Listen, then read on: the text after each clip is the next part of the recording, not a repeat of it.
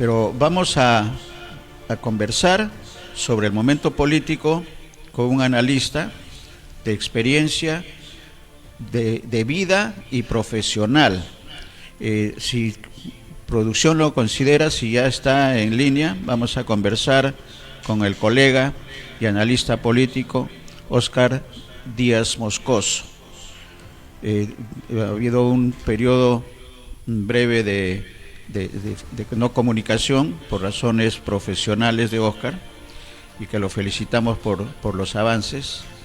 Es un profesional con mucha capacidad y por ello lo tenemos nuevamente.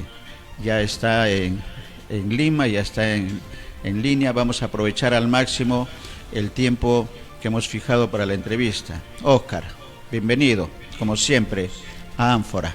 Buen día. Encantado como siempre estar con ustedes. A tus órdenes. El análisis ya cumplió 100 días el presidente Castillo. ¿Cuál es el balance? ¿Cuáles son los errores y cuáles son las potencialidades y qué es lo que tendría que hacer en esta relación, sobre todo ejecutivo-legislativo, que tiene en algunos momentos crispación? ¿Cuál es la visión del analista político, Óscar? Bueno, al cumplirse los 100 días, el presidente hizo una presentación, una exposición sobre los avances, ¿no?, de su gobierno en estos 100 días, ¿no? Algunos dicen que bien podría llamarse ese informe hasta el 100, digamos, parafraseando los resultados obtenidos hasta ahora, ¿no? Yo diría que está hasta el 100 el gobierno, el ejecutivo, y hasta el 100 el parlamento. En realidad nuestros políticos están hasta el 100. En estos 100 días, lamentablemente, porque nadie se puede alegrar, hemos visto un gobierno, se supone, de izquierda, que no ha hecho nada que haría la izquierda, sino cualquier partido en realidad. O sea, nadie podría decir, este es un partido de izquierda, este es un gobierno de izquierda. Por lo menos es el sabor que a mí me deja, salvo mejor opinión. Yo no veo dónde está la izquierda en este momento en el gobierno. Ni siquiera la llamada segunda reforma agraria alcanza para decir que es un gobierno de izquierda. Si uno lee las propuestas de esta, entre comillas, reforma agraria, ese listado de propuestas lo podría haber firmado Acción Popular, ¿no?, el Partido Morado, Somos Perú, sin ningún problema. Pero así estamos. Y claro, lo que hemos visto, lo que es, Néstor, el manejo de la cosa, ya desde el punto de vista político, torpeza tras torpeza, ¿no? O sea, tenemos ministros que duran un mes, 2 meses, una semana. Es realmente patético.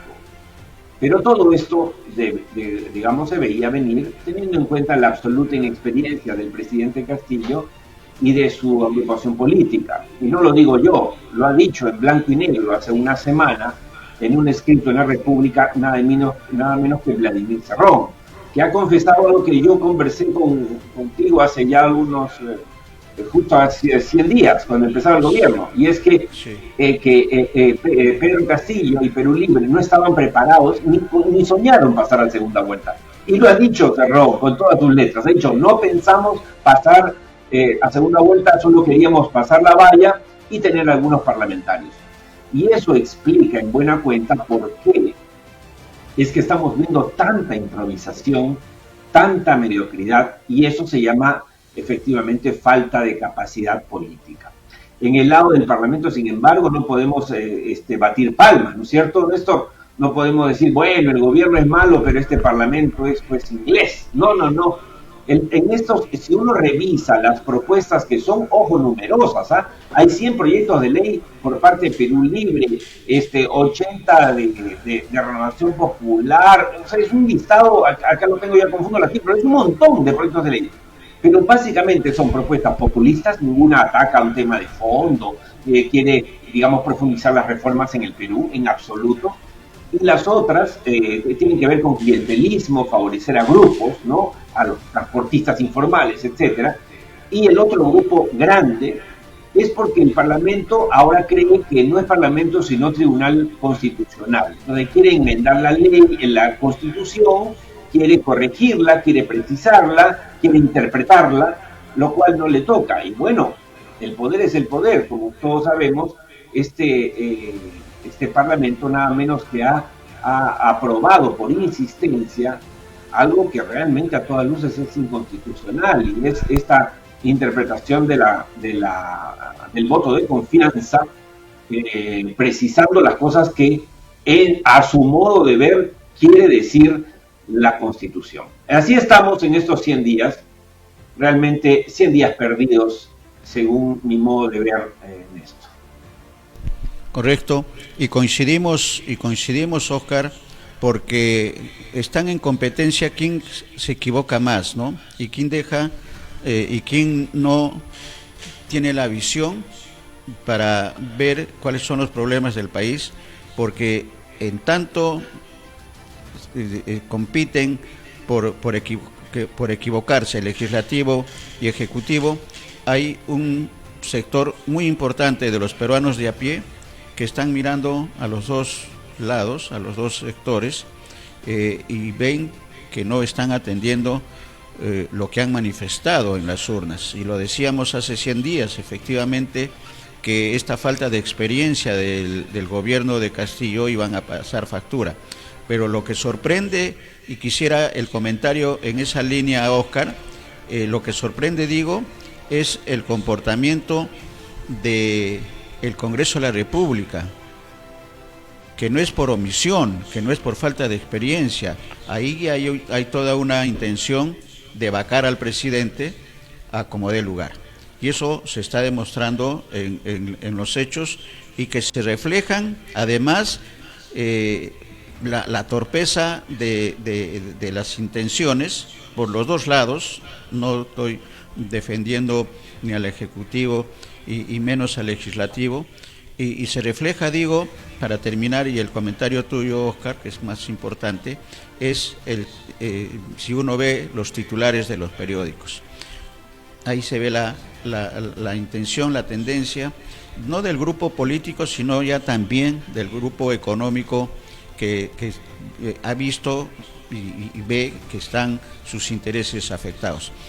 Ese es el escenario del Parlamento Nacional. ¿Cuál es tu comentario, Oscar? Sí, lamentablemente en estos 100 días, obviamente la clase política, que es mayoría en el Congreso, ojo, se ha mostrado claramente a favor de la vacancia, ¿no? Lo han dicho varios actores de estos movimientos, empezando por Fuerza Popular, siguiendo por Renovación, terminando por Avanza País. Pero en este escenario tan convulso, se ha sumado ahora nada menos que el ala serronista de Perú Libre. Es decir, si el presidente Castillo llegó con una minoría al Congreso de 37 parlamentarios, en teoría de Perú Libre, hoy, a apenas 100 días de su gobierno, solo le quedan 20 parlamentarios de Perú Libre. 20 parlamentarios de 130. Como entenderán nuestros amigos, los que nos están viendo, con 20 parlamentarios de 130, el gobierno no puede hacer absolutamente nada. No puede aprobar, ¿no?, el día de la bicicleta, no puede hacer nada que no quiera la mayoría del Parlamento. Y tenemos un Parlamento que acaba de darle el voto de confianza a la primera ministra Mirta Vázquez, pero por apenas 68 votos versus 56. Es decir, estuvo a punto de no obtener el voto de confianza Mirta Vázquez. Y solo estamos a 100 días. Pero ¿quiénes han votado en esos 56? Bueno, ha habido 16, por lo menos, de Perú Libre, del partido de gobierno. Entonces, la fragilidad de este régimen es absoluta. En ese sentido, Néstor, yo te confieso que me extraña mucho, no llego todavía a entender esa parte en el cerebro del presidente Castillo.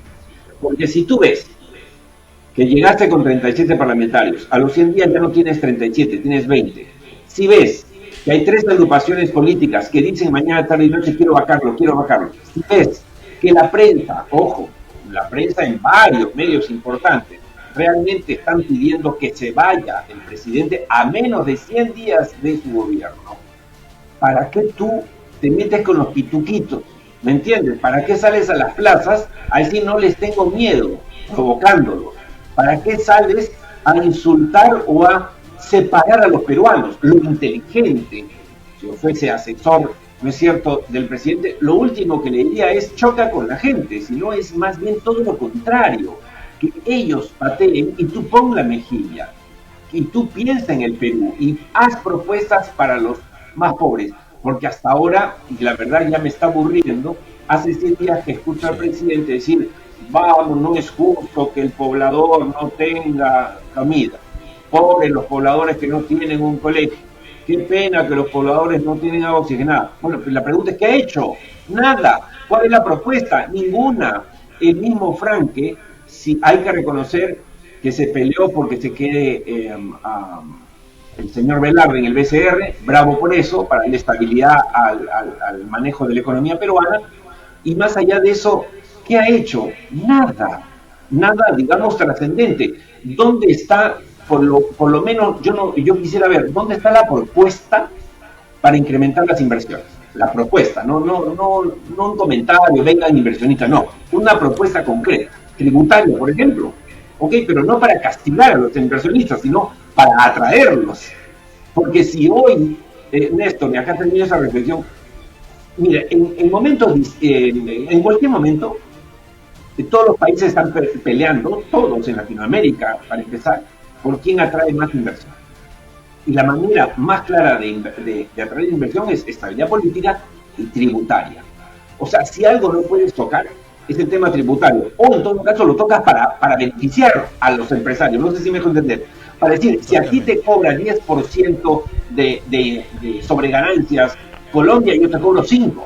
Vente acá. Y se vienen. Pero no, la propuesta es cómo les aumentamos los impuestos a los empresarios. Esa es la manera de atraer inversiones. Y la segunda cosa, ¿dónde está la propuesta de Pedro Franque y del gobierno para incrementar o recuperar los 2,5 millones de empleos perdidos por la pandemia? ¿Dónde está? No existe. Brilla por su ausencia. Lo único que dice Pedro Franque es, no, nos estamos recuperando, el Banco Mundial dice que nos estamos recuperando, y es verdad, el Banco Mundial, el Fondo Monetario, todos dicen que nos estamos recuperando, pues es un efecto rebote, no significa que estamos creciendo, no nos mutamos. Es como si yo hubiese estado en la camilla durante 6 meses y me levanto y todo el mundo, qué bueno, ya puedes correr la maratón. No, me acabo de levantar porque tenía que levantarme en algún momento. Sí, esa es la realidad. La fragilidad también económica y lo que tú señalas, ¿no? Se tiene que atraer inversiones, no ahuyentar las inversiones, y eso no se está viendo. En el escenario político regional, el comentario, Oscar, y de los gobiernos locales, provinciales, porque el escenario del 2022, con esta situación que tiene el presidente a la interna de Perú Libre, y lo decíamos al inicio del gobierno, que al final iban a quedar 20 a 25 congresistas que son del ala de los profesores y que se está dando en la realidad. Entonces, ¿qué es lo que se vienen elecciones en octubre del próximo año? Y el único sostén político que tiene el presidente en este momento son los gobernadores regionales y algunos alcaldes de las ciudades más importantes. Esa es una realidad. Con el cambio de elecciones, y ahí viene la pugna de los partidos políticos, sobre todo de los que quieren vacar al presidente. Si logran una mayoría en los gobiernos regionales y en las principales ciudades, el futuro de Pedro Castillo, estoy hablando de octubre del próximo año, con los errores que se están provocando, autoprovocando o están cometiendo en el Ejecutivo, es un escenario, digamos, a futuro bastante largo. Pero si en esas condiciones actuales logra el presidente llegar a julio del próximo año, las elecciones de octubre van a decidir finalmente qué es lo que va a ocurrir con el Ejecutivo. ¿Cómo ves ese panorama? Porque ahora todavía puede tener el respaldo, pero no está atendiendo a las regiones en la medida que debería de atender, y hemos visto también ahí, para el comentario, Oscar, una participación como presidenta de la República a la presidenta del Congreso. Se están pisando los callos, ¿no? Entonces, ¿cuál es el comentario sobre este escenario a octubre del próximo año, que son las elecciones regionales y locales, Oscar? Bueno, Néstor, como tú dices, si el único sostén político actual del presidente Castillo, fuera de los 20 parlamentarios que le quedan en el Parlamento, vienen a ser los gobernadores regionales, bueno, es un triste apoyo en realidad, porque debemos tener en cuenta que hay 6 por lo menos gobernadores regionales que están en proceso de investigación por corrupción. Acaban de meter en prisión preventiva preliminar al de Arequipa, está pedido el de Madre de Dios, y acaban de sacar también al que reemplazó a Duriri en Puno. O sea, el tema es realmente calamitoso. Y las alcaldías en realidad no responden a nadie. Cada uno, miren, en el Perú en realidad no hay partidos, no existen partidos, lamentablemente, y a este Congreso no le interesa que hayan partidos, le interesa satisfacer sus pequeñas ambiciones, porque no se entiende cómo acaba de dispararle a la reforma política, disparándole nuevamente iniciando una contrarreforma, es decir, haciendo postergar, ¿no? Eso se ha aprobado hace una semana en el Congreso, que no tengan la obligación los partidos políticos de hacer las primarias que estaban previstas hacer para las próximas elecciones municipales y regionales. O sea, y las elecciones, como tú bien has indicado, son en octubre del próximo año. O sea, hay un año por delante, por lo tanto se podría haber hecho perfectamente esas primarias, pero los intereses menudos, la pequeñez de los políticos que tenemos, han hecho que simple y llanamente se junten para eso. Para eso sí son buenos, para juntarse a favorecer sus pequeños intereses. Pero si tú lees, y te invito a que repases, igual a los amigos que nos están viendo, los numerosos, que suman algo de 400 proyectos de ley presentados por las agrupaciones políticas en estos 100 días, no hay una sola propuesta que empuje la reactivación económica. No hay una sola que mejore el sistema educativo ni el sistema de salud en el Perú. Es increíble, porque lo demás son nada, solamente son pedidos para satisfacer a pequeños grupos o simplemente para amarrar al Ejecutivo que no puede hacer nada, porque hay varias propuestas para cambiar la Constitución, sobre el voto de confianza, etcétera, sobre la interpelación, sobre todos estos temas. Entonces, esa es la situación en la que nos encontramos. Ahora, ¿qué viene en las próximas elecciones? Yo lamentablemente creo que más de lo mismo, Néstor. No hay posibilidad de que contemos con buenos candidatos regionales y alcaldías en las próximas elecciones, por lo que acabo de reseñar, y por otro lado, por lo tanto, lo que vamos a sumar es más caos al caos que ya existe. Por eso es que la precariedad de este gobierno es tan grande, y si a esto le sumamos la falta de liderazgo del presidente, de ideas claras, de un norte mínimo, aunque sea de izquierda, pero yo creo que ya la izquierda le queda demasiado grande al gobierno. No veo ninguna propuesta que diga que siquiera es de izquierda, ¿no? Alfonso Barrantes Lingán en Lima, por lo menos, ¿no? Creó el vaso de leche, digo, algo concreto y ha perdurado en el tiempo, ¿no es cierto? Una propuesta de izquierda, viable, aceptada y vigente por tantos años. Pero, ¿qué ha propuesto este gobierno? Nada. En la reforma agraria, ¿qué quiere? Tecnificar al agro. Bueno, ¿y eso qué reforma es esa? Ninguna. Les compramos la papa, eso ya se ha hecho 1000 veces. O sea, realmente estamos en piloto automático. Ahora sí estamos en piloto automático. Está rebotando la economía ciertamente porque hemos estado postrados en cama, en UCI, y el reto será ver si el próximo año realmente podemos crecer, porque solo estamos recuperándonos a lo que fuimos antes de la pandemia. Totalmente de acuerdo, Oscar. Sabemos que tus tiempos están complicados.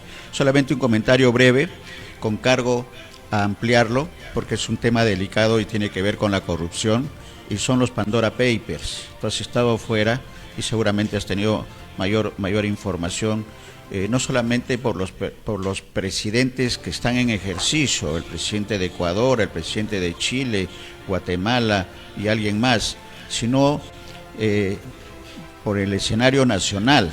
Pedro Pablo Kuczynski, el finado Alan García Pérez, y el presidente que se está pidiendo su extradición, expresidente Toledo, y otros políticos, los paraísos fiscales, las cuentas fantasmas. El comentario breve, con cargo, Oscar, el agradecimiento previo por esta nueva oportunidad de los Pandora Papers en el Perú. Bueno, definitivamente no se le ha dado el rebote que merecen los Pandora Papers, porque es un trabajo, digamos, de varias agrupaciones de investigadores periodísticos de Latinoamérica. La verdad es que es un trabajo espectacular, son miles de transcripciones de hojas, y cuando ellos, por lo tanto, han salido a informar es porque realmente saben de lo que están hablando. De que lo que respecta al Perú, nada ha abonado sobre el tema del escándalo de Odebrecht, obviamente. Le ha puesto resaltador a la situación de Pedro Pablo Kuczynski, cuyo caso hasta ahora no se llega a conformar realmente, a estructurar en la Fiscalía, no sé por qué razón, pero sí me vale la pregunta, solo para decir, antes de retirarme, Néstor, que no es que mal de muchos consuele de tontos, no quiero decir eso, no quiero dejar ese mensaje, pero la verdad es que el mundo está fallando, la clase política mundial tiene problemas. Gracias a estos Pandora Papers está en veremos la presidencia de Lasso, que acaba de ser elegido en Ecuador. Acaba de pedir la Cámara de Diputados de Chile la destitución del presidente Piñera, sí, justamente por los Pandora Papers.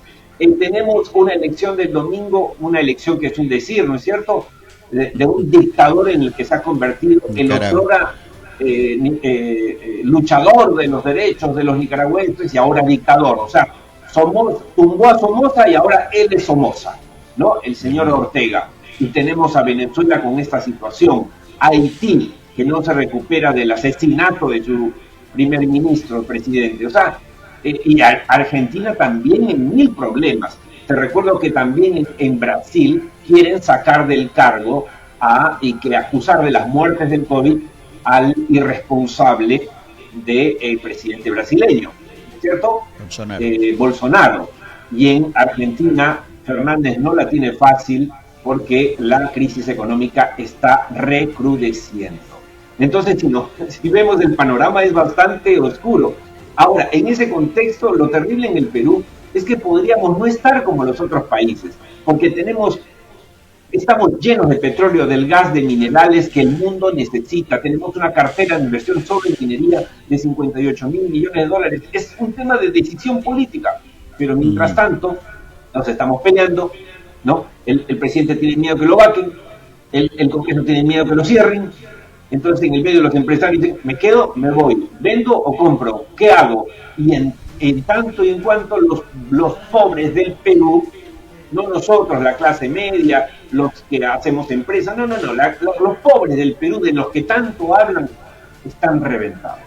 Eso es lo que sí indigna, que la clase política, incluyendo, por supuesto, a este gobierno y al presidente Castillo, que tanto habla de los pobres, no esté haciendo, hasta hoy por lo menos, nada real, concreto, serio, a favor de los más pobres de nuestro país. Oscar, queda en agenda también el tema equivocado del asistencialismo. Se criticó en la campaña el asistencialismo y en eso hemos caído y en eso estamos. Gracias, Oscar. Queda en agenda como siempre, y eso para bien de nuestros televidentes, temas para poder conversar en el momento que tus tiempos lo permitan. Éxitos en las gestiones. Encantado, y estamos en comunicación. Gracias. Un abrazo, Oscar. Gracias, hasta siempre.